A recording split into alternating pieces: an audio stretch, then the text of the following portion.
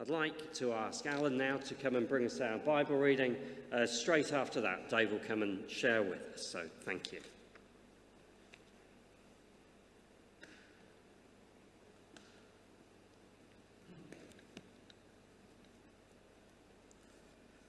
Good morning. The reading today is taken from the Gospel of Luke, chapter 5, starting to read at verse 27, and we'll read through to chapter 6 and finish at verse 5. After this, he went out and saw a tax collector named Levi sitting at the tax booth, and he said to him, "Follow me." And he got up, left everything, and followed him. Then Levi gave a great banquet for him in his house, and there was a large crowd of tax collectors and others sitting at the table with him. The Pharisees and their scribes were complaining to his disciples, saying, "Why do you eat and drink with tax collectors and sinners?" Jesus answered, "Those who are well have no need of a physician, but those who are sick. I have come to call not the righteous, but sinners to repentance." Then they said to him, "John's disciples, like the disciples of the Pharisees, frequently fast and pray, but your disciples eat and drink." Jesus said to them, "You cannot make wedding guests fast while the bridegroom is with them, can you? The days will come when the bridegroom will be taken away from them, and then they will fast in those days." He also told them a parable. "No one tears a piece from a new garment and sews it on an old garment. Otherwise the new will be torn, and the piece from the new will not match the old. And no one puts new wine in old wineskins. Otherwise the new wine will burst the skins and will be spilled, and the skins will be destroyed. But new wine must be put into fresh wineskins. And no one, after drinking old wine, desires new wine, but says, 'The old is good.'" One Sabbath, while Jesus was going through the cornfields, his disciples plucked some heads of grain, rubbed them in their hands, and ate them. But some of the Pharisees said, "Why are you doing what is not lawful on the Sabbath?" Jesus answered, "Have you not read what David did when he and his companions were hungry? He entered the house of God and took and ate the bread of the presence, which it is not lawful for any but the priest to eat, and gave some to his companions. Then he said to them, 'The Son of Man is Lord of the Sabbath.'" This is the word of the Lord. Thanks be to God.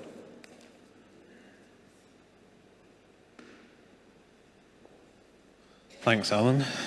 Am I on sound-wise? Yeah, brilliant. Thumbs up from the back. Thanks, Sage.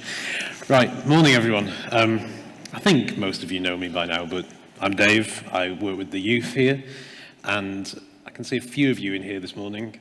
I just want to say thank you to you, because, working with teenagers is the greatest thing. I absolutely love you guys.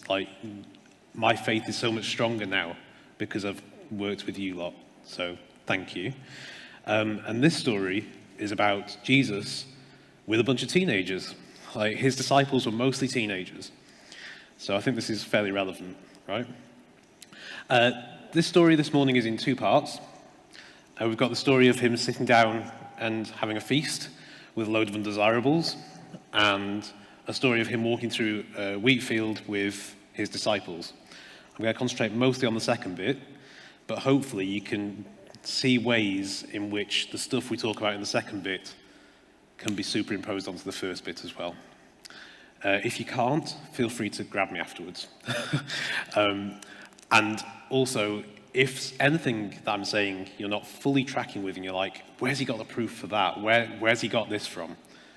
I do have proof for it. but I don't have time to dive right into the detail of it. So again, feel free to grab me, email me, whatever. If I was to go fully in depth on this, it'd be like a 5-hour lecture series, and no one wants that.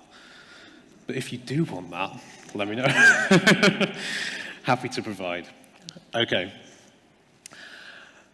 So when I read this story, and I've read this story a few times, this story of Jesus wandering through the wheat fields with his disciples, and they're plucking some grain and they're eating it, and the Pharisees are having a go at them about it. Why the Pharisees are following them through a wheat field, I don't know. This is quite creepy behavior. But, they're there, and like the Pharisees like to have a go at Jesus, right? They're always trying to pick him up on stuff, and this is one of the links between the two stories. In both of them, the Pharisees are like, you're not doing the right thing here, mate. And on this occasion, they're saying, well, it's the Sabbath. It's the day when you're not supposed to do any work, and you lot are picking grain, like you're harvesting or something. I don't know exactly what their complaint is, but it's like you're doing something you shouldn't be. Because the Pharisees have this idea that on the Sabbath, on this seventh day, when you're supposed to rest because God rested after making the world, you're supposed to do nothing. Zip. Nada. Right? Like you go to your house, you lock the door, you don't drive anywhere, right? Like you don't go out and play golf, you don't have your phone on, you turn your phone off, you unplug the Wi-Fi, you do nothing, you don't lift a finger on the Sabbath because anything, if you're not careful, could be work. So this is the idea that the Pharisees have about the Sabbath. And spoiler alert, I don't think Jesus has the same idea. But when I was reading this story, I was like, okay, this seems pretty cool.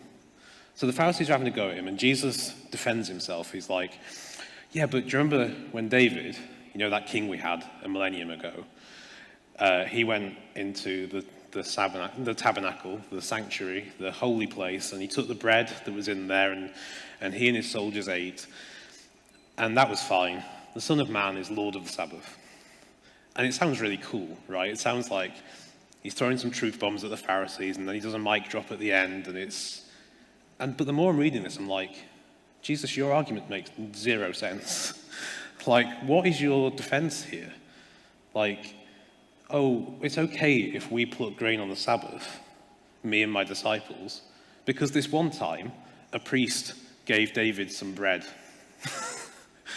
What? It's like, this doesn't make sense. So, have you ever read a Bible story and you've thought, I don't know how to apply this to my life today? We must have read some stories like that in the Bible, right? With this story, I'm like, I don't know how the people in Jesus' day applied it. I don't know what they thought he was saying. So I think for us to understand what it's saying to us, we kind of need to understand what it was saying to them first. Does that make sense? Okay, so luckily for us, all the pieces of the puzzle that we need are found in the original story of David when he gets some bread from the tabernacle. I'm being careful to say tabernacle here, not temple, because this is before the temple is built. So they've still got the tabernacle, like the portable tent, the portable temple, really, that they go through the wilderness with. And when they settle in the promised land, they still have this until David's son builds a permanent temple in Jerusalem. And at this point in the story, the tabernacle is in a place called Nob. No sniggering in the cheap seats, right?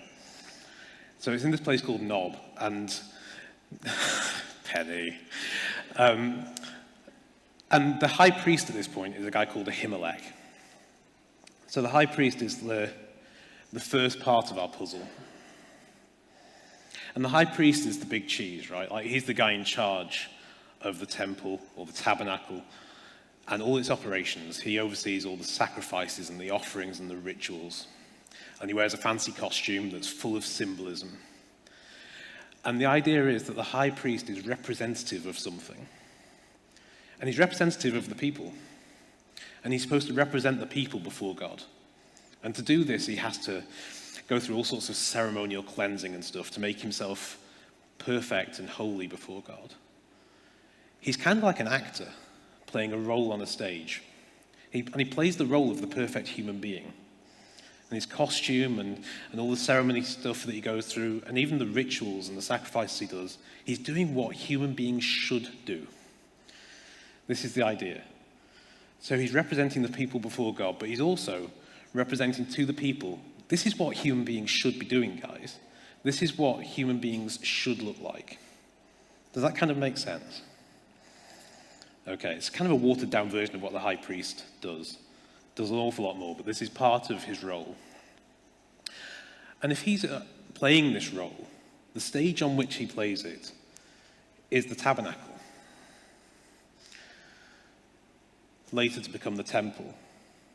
And the tabernacle, as the high priest is the perfect human being, the tabernacle represents the perfect creation. This is what the world should be like before we mess it up. And so you've got loads of imagery in there. Things like vegetation and the lampstand with branches that's meant to look like a tree, and there are pictures of stars and things. It's a microcosm of the world, of the whole creation.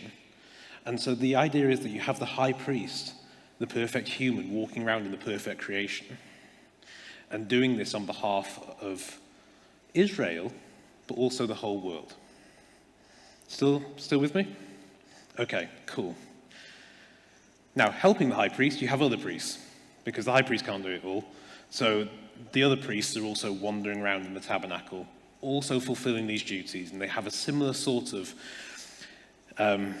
responsibility to be holy in this place, because they are a humanity that was and should be, and they believe will be again. Okay. And one of the things that they do is put 12 loaves of bread. And it's 12 because it represents the 12 tribes of Israel, so it's representing all the people. And they place it on a table in the sanctuary. And it stays there for 7 days. And on the Sabbath, the priests are allowed to eat the bread. And then the following day, they replace the bread on the table for another week. Now, the reason that you're allowed to do it on the Sabbath is because the Sabbath recalls a time. It recalls the seventh day of creation. So God, if you remember on the first page of the Bible, creates the world in 6 days, and then on the seventh day rests and invites human beings to enter into that rest. Every other day of creation ends. Every other creation has an evening and a morning, the fourth day, the fifth day. The seventh day doesn't have an evening and a morning. It's almost like it goes on for eternity. It's meant to be this day that never stops. And possibly it's a day that people never actually achieved, but the Sabbath is a memory of this. And it's an anticipation of this, because again, they think that this is possible. Okay. Are you still with me? Cool. Okay, great, because that was really intense. Brilliant. Okay. So, a really great explanation of what the Sabbath is. And this is the cover of a book by a Jewish scholar called Abraham Heschel. So he describes the Sabbath like this. He says, the Sabbath is to time what the tabernacle is to space. The Sabbath is a cathedral in time. On the seventh day, we experience in time what the tabernacle represented as space, which is eternal life, God in the complete creation. What a beautiful description. I mean, the idea of the tabernacle as the ideal creation, that's fine, but that's only 3 dimensions. The Sabbath adds in a 4th dimension of time. So when the priests are acting during the Sabbath in the temple, they are acting in a time and a place that is idealized, that is exactly what God intended for the world. This is what all the rituals and stuff are about. And they believe and they hope that this will spill out into the whole world. They don't want it to stop here. They have an expectation that one day creation will be restored, and what's going on on this stage with these pieces of drama that they are creating will one day be seen in reality in the whole earth, which sounds really cool, I think, where humanity is what humanity is meant to be in a creation that was what it was meant to be forever. Okay, so when David turns up and he comes across the high priest Ahimelech, and David and his men are really hungry, and they say, have you got any bread? We could do with eating right now. And Ahimelech says, the only bread I've got is this bread in the tabernacle, but I'll give it to you on one condition. And you can read the story in 1 Samuel 21 if you're hyper interested.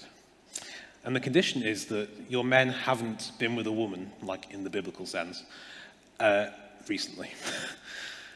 And the reasons are complicated, but basically, he's holding David's men to the same standards that he would hold his priests. He's treating David's men like priests in this moment. And when David says, no, we haven't been with any women lately, chance will be a fine thing, he's like, okay, actually, I can give you the bread because you have the standards of priests. He expands the definition of priest in that moment to include people who were never, ever going to be priests. What a fascinating thing to do. And Jesus uses this story as a precedent when he is replying to the Pharisees.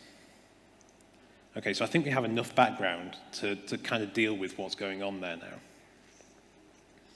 So when Jesus is walking through the field and they're eating grain and the Pharisees are saying, it's the Sabbath, guys, you shouldn't be working. Jesus uses the story of David and Ahimelech and being given bread by a priest or by a high priest and treating people who aren't priests as priests. Now, grain is the base ingredient of what? Of bread, right? So immediately there's a parallel. So if Jesus is saying, well, the grain is like the bread in that story, then who are the priests in the field? The disciples, right? These fishermen, these tax collectors, these lowly teenagers, right?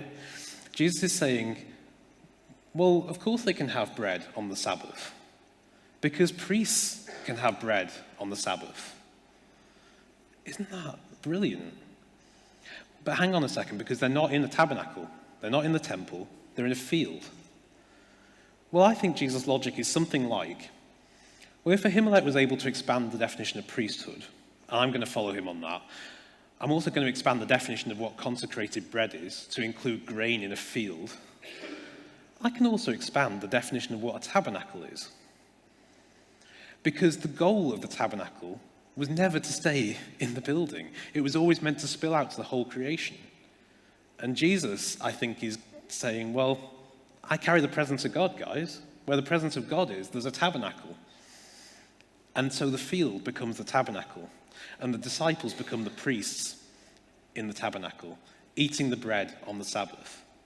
Jesus' defense to the Pharisees is not, oh, we're not working, actually, it's okay. Jesus' defense is, yeah, we're working. Of course we're working. We're priests. Priests work on the Sabbath. Priests work on the Sabbath, and you are all priests. Because I think this comes back to our idea of what the Pharisees thought about the Sabbath. Jesus has this deeper idea that on the Sabbath, it's not that you stop completely. It's not that you do nothing. It's not that you doss around because God dossed around on the seventh day, right? No. Entering into the divine rest of God on the seventh day looks something like, in the biblical imagination, two people in a garden working. Adam and Eve are in that seventh day. And they are working. They're asked to guard the garden. They're asked to keep it. They're asked to grow it and progress it. It's not that you don't work on the Sabbath. It's that the work is effortless because you're working in partnership with a creative God. It's only after Adam and Eve turn from that that God says, oh, you'll continue to labor, but your labor will now be hard and awful. And eventually you bring in the idea of stopping that labor on the Sabbath. But when you're a priest, you are living in the seventh day. And so you do work with God to bring about great, new, and beautiful things in the creation. Okay. So how does that look for us? If Jesus can say to his disciples, "You are priests in a field in first century Israel," and we follow the same high priest, because, Jesus is the guy giving them permission to eat the bread, right? So he takes the role of Ahimelech here. He's saying, "I'm the true high priest." What does it mean for us to look like priests in the world? What does it mean for us to spill out this creation into everywhere? Do we trust that Jesus has given us this? Do we trust that he is saying, you have the life of God, and you can take your priesthood into the world and change things around you? What does it mean for how we view the world? Is everywhere potentially a tabernacle? I don't know if we always think like this. I don't know if we go into Asda and think that this is a tabernacle of God's presence. But I feel like Jesus is saying we should. When you take that loaf of Warburtons off the shelf, right? This is sacred, consecrated bread because it comes from a good God and it's a generous gift. And what about other gifts that we have? The spiritual gifts and the gifts of serving that we have here in church. We're a church building now, but actually maybe we should go beyond that. And maybe we should give out those gifts to the world. And finally, the Sabbath. The Sabbath is an interesting one. So Jesus expands the definition of everything in this story, except seemingly the Sabbath, right? So he expands the definition of what the consecrated bread is and what a priest is and what the tabernacle looks like. I think the final line of this story, where he says the Son of Man is Lord of the Sabbath, expands the definition of Sabbath as well.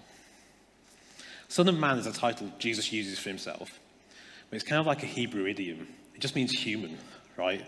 The human being. And he uses it of himself when he is demonstrating what the perfect human looks like, which is basically what the high priest does, right?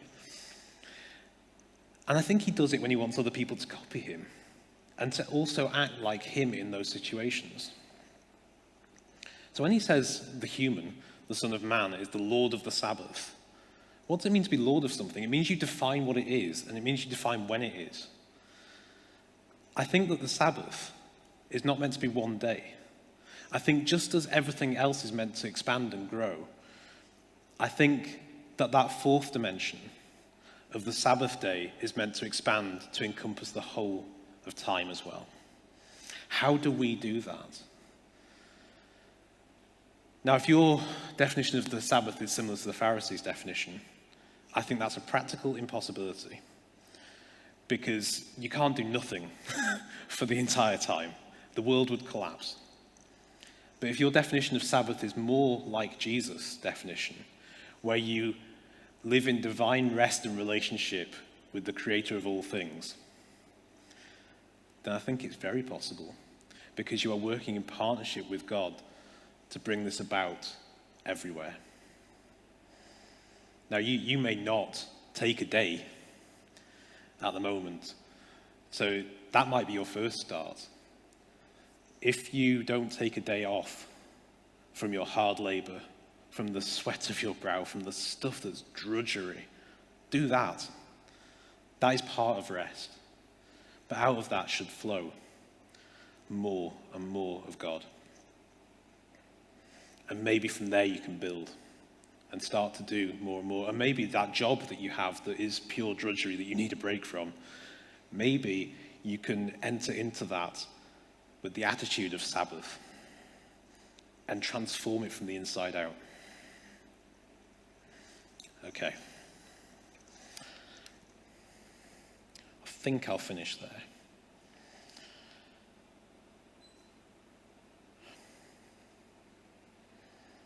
Yeah. Would you pray with me as we reflect on this? Because this is a hard challenge. Like, I feel like Jesus in this story is challenging every dimension of our lives, like literally dimensions, like height, depth, width, time, everything. The goal is for the whole of creation to be restored, to be brought back to what God originally intended. And the stuff we do here today it's a rehearsal for that. And it's meant to spill out everywhere. So Father, would you help us? Would you give us eyes to see the things that you see? Would you give us eyes to see everywhere as potentially a tabernacle of your presence?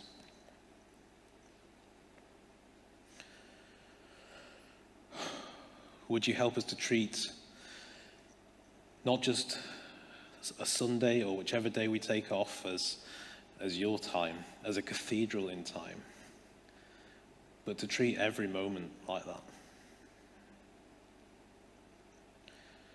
Would you help us to see other people as potential priests of you?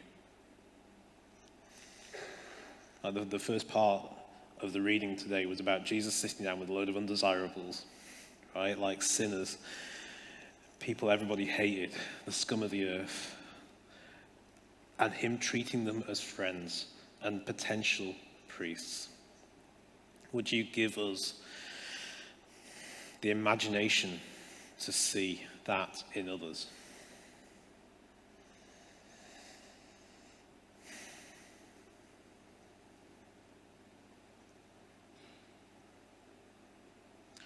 And would you help us to worship the great high priest, to follow his lead, to do what we see him doing, because he is everything a human being should be.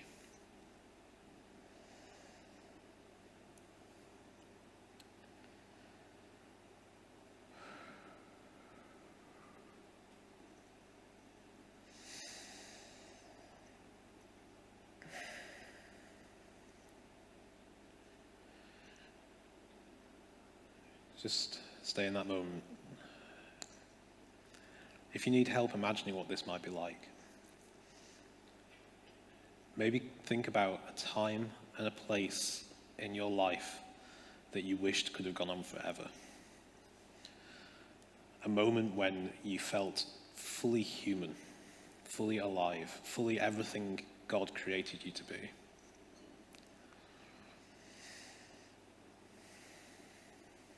This moment that you have in your mind, the goal is that kind of experience would go on forever. And Jesus says it's possible. We're headed towards a new creation, and it was inaugurated by him. And he trusts us as his priests to continue it.